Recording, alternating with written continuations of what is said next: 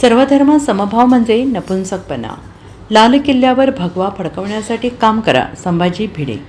सर्वधर्म समभाव म्हणजे नीचपणा आहे. हा प्रकार म्हणजे ना धड स्त्री ना धड पुरुष म्हणजे नपुंसकपणा आहे, असं वक्तव्य शिवप्रतिष्ठान हिंदुस्थान या संस्थेचे सर्वेसर्वा संभाजी भिडे यांनी केलं आहे. स्वातंत्र्यप्राप्तीवेळी तिरंगा झेंडा स्वीकारला गेला होता. आपल्याला तिरंगा ध्वज आणि संविधान मानलंच पाहिजे. मात्र भगवा ध्वज हा हजारो वर्षांपासून देशाचं प्रतीक राहिला आहे. त्यासाठी देव, देश आणि धर्मासाठी कटिबद्ध राहा. 15 ऑगस्टला स्वातंत्र्य दिन साजरा करू.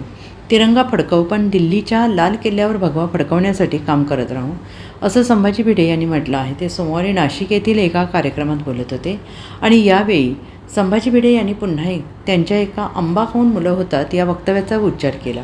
मी आंबे खाऊन मुलं होतं असं बोललो होतो. मी एक आंब्याचं झाड लावलं आहे, जिथे आजही तुम्ही जाऊन आंबे खाऊ शकता. त्या वक्तव्यावरून माझ्यावर कोर्टात खटला सुरू आहे, असंही संभाजी भिडे यांनी म्हटलं आहे.